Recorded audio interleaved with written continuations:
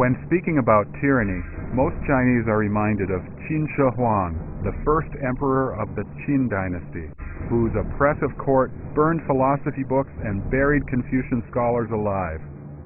Qin Shi Huang's harsh treatment of his people came from his policy of supporting his rule with all of the resources under heaven.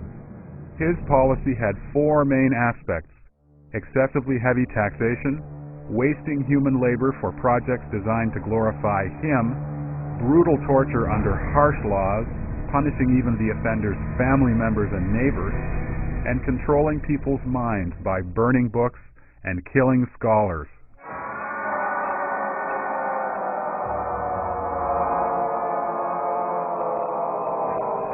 Today, the CCP's violence and abuse are even more severe than those of the tyrannical Qin dynasty. Mao Zedong, the first CCP leader of the People's Republic of China, put it bluntly, saying, "What can Emperor Qin Shi Huang brag about? He only killed 460 Confucian scholars, but we killed 46,000 intellectuals." There are people who accuse us of practicing dictatorship like Emperor Qin Shi Huang, and we admit it all. It fits the reality. It is a pity that they did not give us enough credit, so we need to add it ourselves.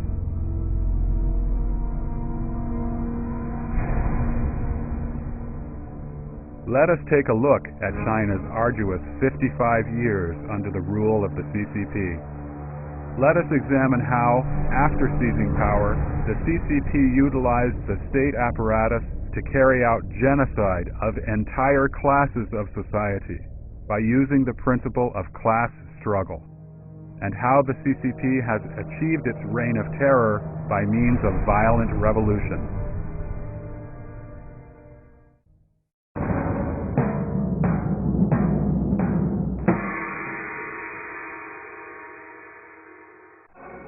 On October 1st, 1949, Mao Zedong declared, standing on the rostrum of Tiananmen, that the CCP had seized power through violent revolution. Having suffered several decades of war, the Chinese people celebrated at this moment, thinking that the Chinese nation would move to prosperity thereafter. Throughout history, there have been political groups that committed mass murder in bloody wars in order to acquire power. But after their gaining power, large-scale killings usually came to an end, and people could live a normal life of peace and stability.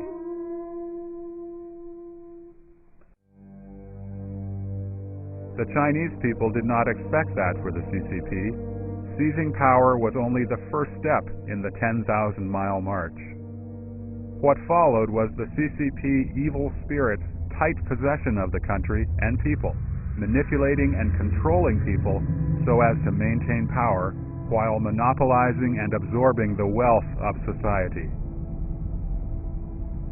Therefore, from the day that the CCP came to power, it started a series of organized and planned struggles, both internally and externally, such as the class struggle, the past struggle, and the ideological struggle, through which to systematically eliminate dissidents in various strata and groups on the one hand, and extend the party organization to the smallest unit of society on the other. The CCP not only annihilates people's physical bodies, but also destroys their spirits and suppresses all thoughts and beliefs that do not fit with the Communist Party. By forcing the people in the country to become obedient slaves of its tyrannical rule, the CCP attempts to reach its goal of absolute social control.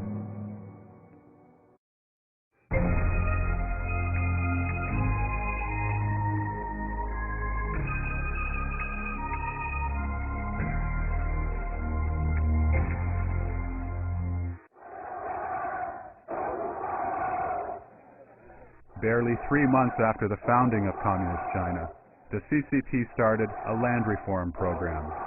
Rural residents were classified into different classes and categories, and over 20 million rural inhabitants nationwide were labeled landlords, rich peasants, reactionaries, or bad elements.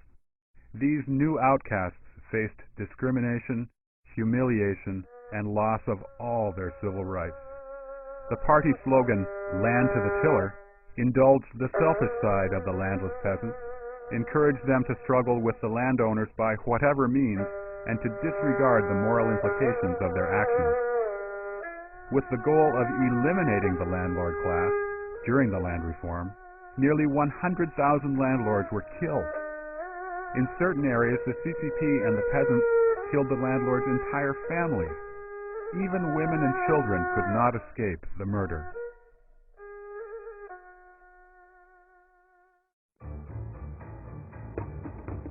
Meanwhile, as the land reform extended its reach to remote areas and regions of ethnic minorities, the CCP's organizations also expanded quickly, establishing party committees and branches in every township and village.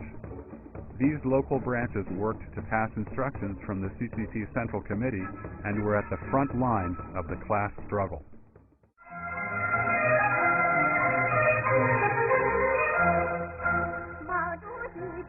During this period, the CCP launched its first wave of propaganda, declaring, "Chairman Mao is the great savior of the people, and that only the CCP can save China."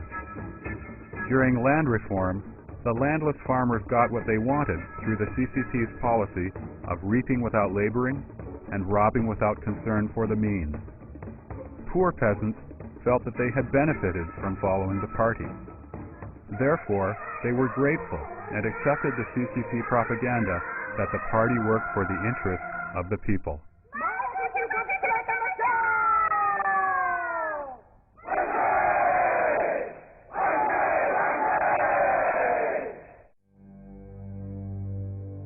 But the good days of land to the tiller were short-lived.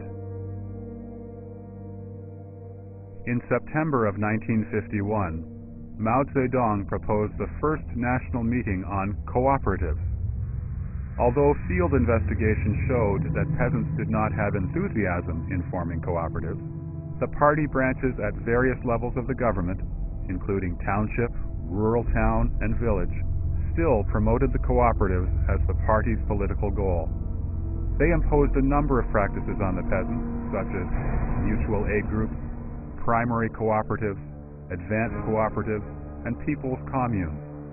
Using the slogan of criticizing women with bound feet, meaning those who are slow-paced, the CCP drove and pushed year after year, urging peasants to dash into socialism.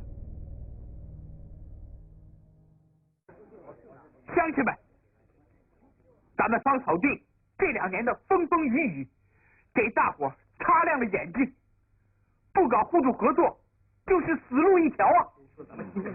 咱们贫下中农要按照毛主席的指示组织起来，奔社会主义，这才是一条金光大道啊！